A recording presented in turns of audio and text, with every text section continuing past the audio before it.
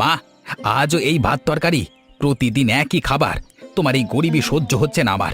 তুমি একটু ভালো কিছু রাঁধতে পারো না? আমি কি মানুষ নই? রোজ রোজ এই পোড়া ভাতের গন্ধ আমার আর সহ্য হয় না। বাবা মহেশ, যা আছে তাই দিচ্ছি। আমি বুড়ি মানুষ, যেটুকু পারি করছি। তোমার ভাই নিত্য মাঠে কাজ করে যা পায় তাই দিয়ে সংসার চলে। ভাগ্যে যা আছে তাই তো আমাদের একমাত্র সম্বল। নিত্য, ওই বোকাটার কথা বলো না মা। সারাদিন মাঠে খাটে, পায় কি দু পয়সা? গায়ে কাদা মেখে রোদ বৃষ্টিতে ভিজে যা পায় তাতে কি পেট ভরে? ওর দেখা দেখি আমাকেও গরিব থাকতে হবে? আমি কি সারা জীবন এই মাটির চাটায় ঘুমার জন্য জন্মেছি? নিত্য বোকা না বাবা, সরল মাটির মানুষ। তোর বাবার মতো সৎ। তুইও তো কাজ করতে পারিস, কেন মিছিমিছি এই অশান্তি করছিস? আমি এই গরিবি সহ্য করতে পারবো না মা।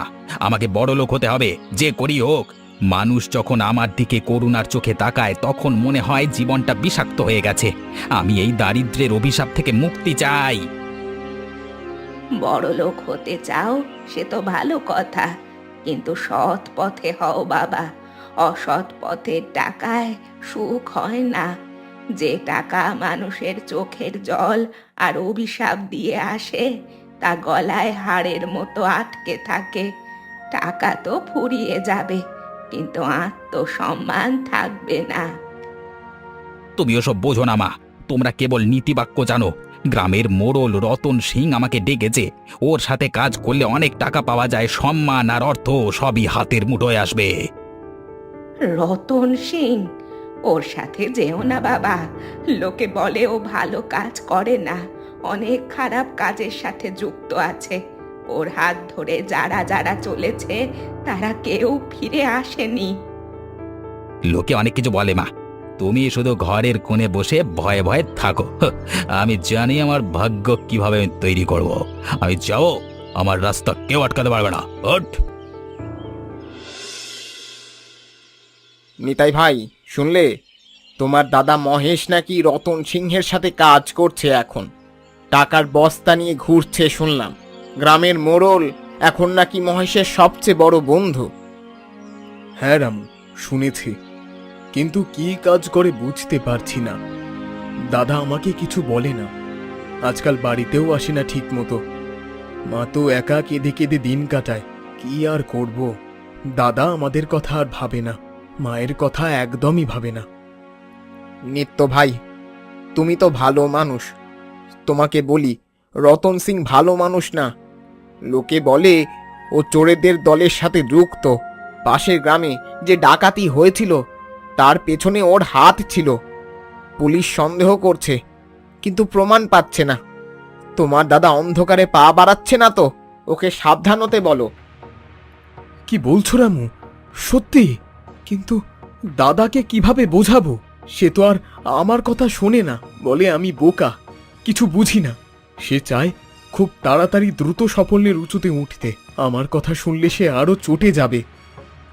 তোমাকে লোকে বোকা বলে ঠিকই, কিন্তু আমি জানি তুমি বোকা না। তুমি সৎ মানুষ। সততাকে লোকে বোকামি বলে, কিন্তু যেদিন মহেশ দাদা বিপদে পড়বে সেদিন বুঝবে যে কি ভুল করেছে ও। যাই হোক রামু, আমার মা একা আছে, দাদা তো আসে না, আমাকেই দেখতে হয়। মায়ের জন্য কিছু তরকারি কিনে নিয়ে যাব ভাবছি। মায়ের শরীরটা আজকাল খুব খারাপ যাচ্ছে। আমি চাই না মা আর কোনো দুঃসংবাদ শুনুক। ভালো নিত্য ভাই, তোমার মায়ের মতো মানুষ কম আছে। সব সন্তান তোমার মতো হলে মায়েরা আর কখনো চোখের জল ফেলতো না। ওপরওয়ালা যেন তোমার মতো মানুষ সবার ঘরে ঘরে দেয়। এখন এলাম তাহলে, দেরি হয়ে যাচ্ছে, মা অপেক্ষা করছে। সূর্য ডুবতে চলল।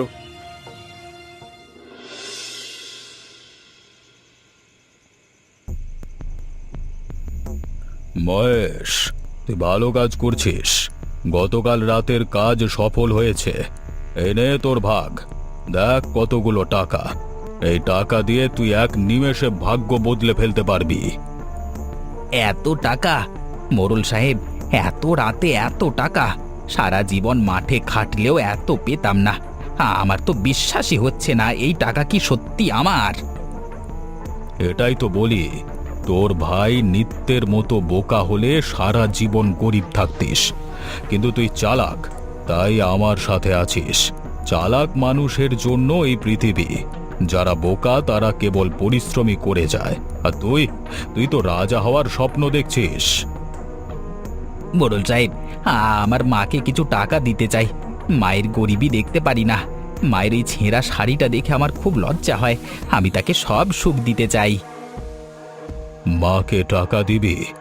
বুড়ি কি করবে এত টাকা নিয়ে? তাছাড়া ও যদি জিজ্ঞেস করে কোত্থেকে পেলি, কি বলবি? তোর মা কি তোকে চোর বলবে না? তখন কি তুই সহ্য করতে পারবি? তা ঠিক, মা তো জানে না আমি কি কাজ করি। আমি তাকে বলতে চাই না, কিন্তু যদি মায়ের কষ্টটা কোনো মতে দূর করতে পারতাম, তাহলে আমার মধ্যে যে যন্ত্রণা আছে সেটা অন্তত কিছুটা লাঘব হতো। জানতে দিবি না। বুড়ি মানুষ ভয় পাবে। তুই আলাদা থাক, নিজের বাড়ি কর। আমাদের পাশেই জমি আছে, সেখানে বড় ঘর তোল। তুই এখন আভিজাত্যের সাথে থাকবি। মায়ের অভাব নিয়ে তুই কেন কাঁদছিস? কিন্তু মাকে ছেড়ে একা থাকবে মা? মানে নিত্য তো তাকে দেখবে না। বা মাকে তোর বোকা ভাই দেখবে? তুই নিজের ভবিষ্যৎ দেখ। মহেশ, বড় হতে গেলে পিছুটান ঝেড়ে ফেলতে হয়। মায়ের ভালোবাসা আর বড় লোক হওয়ার বাসনা, দুটো একসাথে চলে না। ঠিক আছে মোড়ল মশাই, আপনি যা বলবেন। মানে আমি আমি আমি নতুন জীবনের পথে পা বাড়ালাম। হ্যাঁ।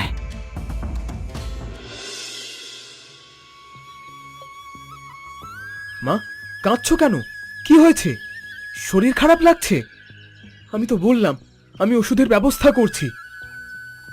তোর দাদা চলে গেল বাবা। বলল এই গরিবের ঘরে সে থাকতে পারবে না। রতন সিংয়ের পাশে বড় ঘর বানাচ্ছে। আমাকে ফেলে চলে গেল। সে আর ফিরবে না নিত্য। সে আমাকে মুছে ফেলেছে তার জীবন থেকে। দাদা এ কি করলো? মাকে ছেড়ে চলে গেল? এটা কিভাবে সম্ভব? আমি তো ভাবিনি দাদা এতটা নিষ্ঠুর হতে পারে। মাকে ফেলে সে যাবে কোথায়? টাকা বাবা, টাকা মানুষকে পাল্টে দেয়। তোর দাদা এত বদলে গেছে যে তাকে চিনতেই পারছি না। তার চোখে এখন শুধু টাকাটাই বেশি দামি হয়ে গেল। আমার মমতা সেখানে কোথায় হারিয়ে গেল। মা, তুমি কেঁদো না। আমি আমি আছি তোমার পাশে। আমি কোথাও যাব না। তোমাকে ছেড়ে যাওয়ার কথা আমি ভাবতেও পারি না। তোমার সেবা করাই আমার জীবনের সবচেয়ে বড় ব্রত। তোমার চোখের জল আমি মুছে দেব মা। তুই আছিস বলেই বেঁচে আছি বাবা, কিন্তু লোকে তোকে বোকা বলে। সেই কথা আমার মনে লাগে বড়।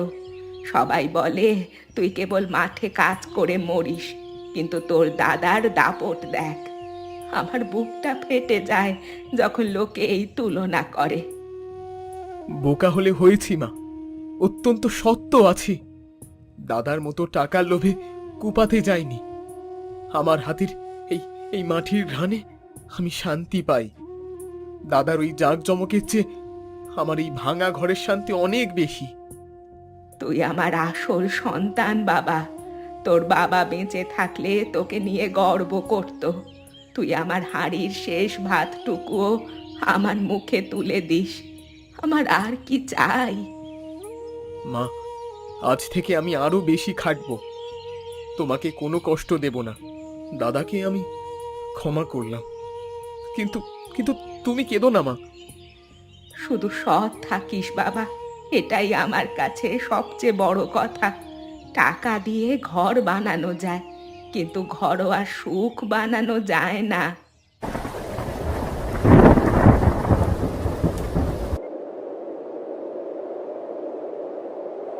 কে কাঁদছে এখানে? এত ঝড়ে কি আছে জঙ্গলে? কোনো মানুষ নাকি পশু? তুমি কে? এখানে কি করছো এত রাতে? এই ঝড়ে তোমার তো শরীর খারাপ হয়ে যাবে। চলো আমার সাথে চলো। আমার বাড়িতে মা আছে, তোমাকে আশ্রয় দেবে। আমি আমি কমলা, পাশের গ্রামের সৎ মায়ের অত্যাচার সহ্য করতে না পেরে পালিয়ে এসেছি। আমাকে মারধর করা হতো প্রতিদিন। আমি কোথায় যাবো জানি না, আমার আর কেউ নেই। তোমার বাবা মা নেই? তোমার বাবা কিছু বলেনি? মা মা ছোটবেলায় মারা গেছে, বাবা আবার বিয়ে করেছে। সৎ মা আমাকে চায় না, বাবাও তাই তার কথা শোনে। আমাকে আজ বাড়ি থেকে বের করে দিয়েছে, বলেছে আমি যেন আর কোনোদিন ফিরে না আসি। এভাবে এখানে থাকলে অসুস্থ হয়ে যাবে। চলো আমার বাড়িতে চলো, আমার মা আছে, তোমাকে আশ্রয় দেবে। এখানে জঙ্গলে অনেক জন্তু জানোয়ার আছে, তুমি নিরাপদ নও। কিন্তু আমি তো তোমাকে চিনি না। তোমার বাড়ির লোক রাগ করবে না? অচেনা মেয়েকে ঘরে নিয়ে গেলে লোকে খারাপ কথা বলবে না? আমার মা কাউকে ফেরায় না, আমার মা বড় মনের মানুষ। চলো, ভয় পেও না, তুমি আজ থেকে আমার মায়ের আশ্রয়ে থাকবে। ধন্যবাদ ভাই, তুমি খুব ভালো মানুষ। এই ঝড়ে তুমি আমার কাছে ফেরেশতা হয়ে এসেছো।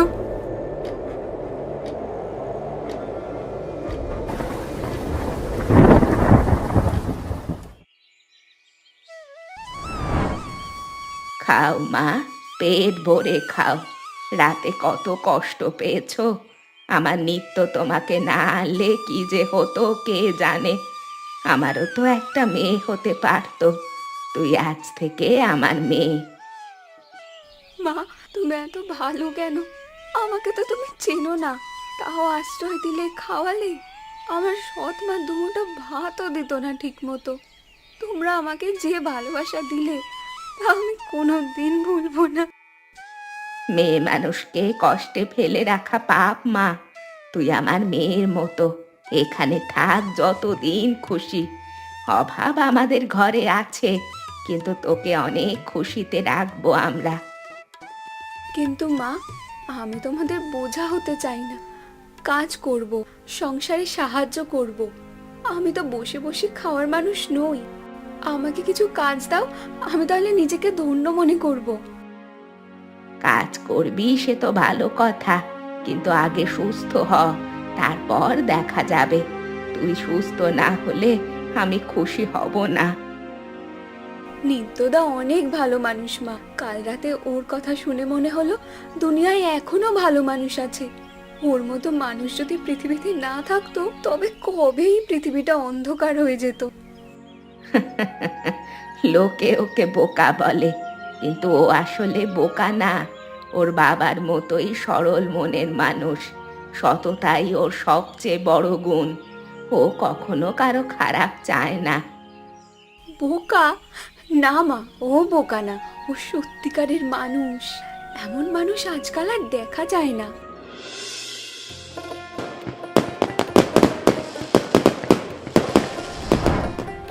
কমলা মা, আজ থেকে তুই আমার বৌমা, কিন্তু আমার কাছে তুই মেয়ের মতোই। সুখে থাকিস বাবারা, আমার জীবনের শেষ সম্বল তোরা। তুমি আমাকে এত ভালোবাসা দিয়েছো, আমি সারা জীবন তোমার সেবা করব। ও আমাকে নতুন জীবন দিয়েছে, আর তুমি আমাকে নতুন পরিচয় দিলে। মা, আমরা তিনজন মিলে সুখে থাকবো। দাদা চলে গেছে তো তাতে কি, আমরা তো আছি। আমাদের সংসার ছোট হলেও এখানে ভালোবাসার অভাব নেই। বাবা, তোর দাদার কথা ভাবলে বড় মন খারাপ হয়। ও যে বদলে গেছে। গতকাল রাস্তায় দেখা হলো, চিনতেই চাইলো না। বড় বড় লোকের সাথে ওঠা বসা, দামি জামা কাপড়। তার অহংকার দেখে আমার কষ্ট হয়। দাদা টাকার নেশায় পড়ে গেছে মা, কিন্তু এই টাকা কোথা থেকে আসছে সেটাই চিন্তার। রতন সিংহের ছায়ায় থেকে সে কি ভালো পথে চলতে পারছে? আমার খুব ভয় হয় মা। ওপরওয়ালা না করুক, আমার ছেলে যেন ওই পথে না যায়। আমি চাই ও গরিব থাকুক, কিন্তু সৎ থাকুক। মা, দাদাকে বোঝানোর চেষ্টা করেছি, শোনে না। বলে আমি বোকা, কিছু বুঝি না। সময় সব বুঝিয়ে দেবে বাবা। মানুষ যখন অন্ধ হয় তখন সে আলোর পথ দেখতে পায় না।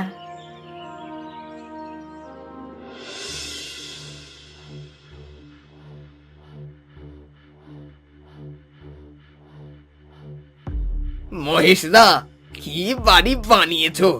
গ্রামে এত বড় বাড়ি কারও নেই।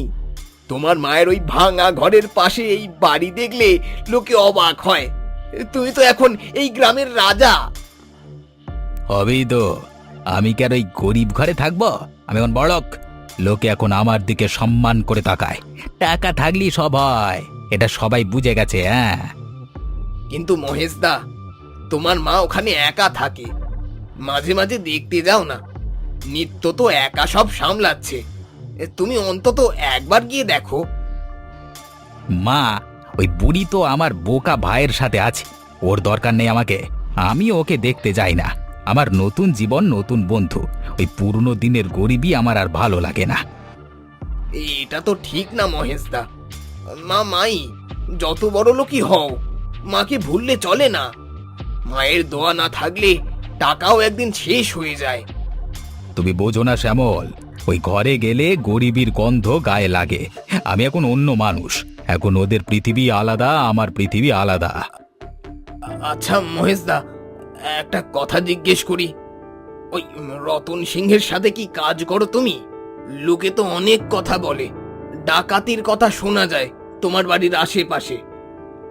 লোকে বলুক, তুমি বেশি প্রশ্ন করো না। যাও এখন। আমার কাজে কেউ নাক গলালে আমি তাকে পছন্দ করি না। ঠিক আছে দাদা, যাচ্ছি। কিন্তু সাবধানে থেকো, আগুনের সাথে খেলা করা ভালো না। কিরে নিত্য নাকি? সারা জীবনে এভাবে কাঁধে কোদাল নিয়ে মাঠে খেটে বেড়াতে হবে? তাছাড়া তো আর কোনো উপায় দেখতে পাচ্ছি না। আমাকে দেখ, আমি রাজার মতো রাজার ঢালে আছি, দেখ। দাদা, তোমার সাথে কোনো প্রতিযোগিতা নেই আমার। আমি আমার মতো আছি। তুমি যদি সুখী হও তবে তাতেই আমি খুশি। তুই সারা জীবন ওই ভাঙা ঘরেই থাকবি। বোকা মানুষের ভাগ্যে সুখ থাকে না। তুই সারা জীবন খাটাখাটনি করবি আর লোকে তোকে বোকা বলবে। যত সব। দাদা, আমার কাছে সুখের সংজ্ঞা আলাদা। মায়ের মুখের হাসি আমার কাছে সুখ, বউয়ের ভালোবাসা আমার কাছে সুখ। টাকা সবকিছু না, টাকা দিয়ে ভালোবাসা কেনা যায় না দাদা। বোকার মতো কথা বলছিস। টাকা ছাড়া কিছুই হয় না দুনিয়ায়। টাকা থাকলে সব কেনা যায়, ভালোবাসা, সম্মান, এমনকি বন্ধুও। দাদা, একটা কথা বলি, তোমার এত টাকা কোথা থেকে আসছে? রতন সিংহের সাথে কি কাজ করছো? তোমার এই অস্বাভাবিক চলাচল আমাকে ভাবাচ্ছে। তুমি কি কোনো ভুল পথে আছো? তোকে বলবার দরকার নেই, তুই নিজের খবর রাখ। আমি বড় কিছু করছি যা তুই কোনোদিন বুঝতে পারবি না। দাদা, ভুল পথে গেলে শেষে কষ্ট পাবে। এখনো সময় আছে, ফিরে এসো। সততার পথে যে শান্তি, তা পৃথিবীর কোনো টাকায় পাওয়া যায় না। তুই আমাকে শেখাবি? আমাকে? বোকা কোথাকার! তুই নিজের ভাতের হাড়ির চিন্তা কর, আমার চিন্তা তোকে থাকতে হবে না। যত সব।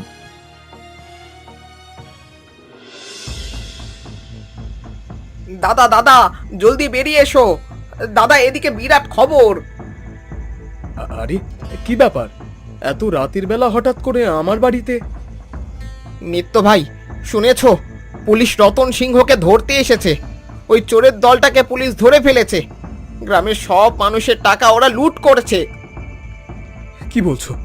তাহলে দাদাও কি ধরা পড়বে?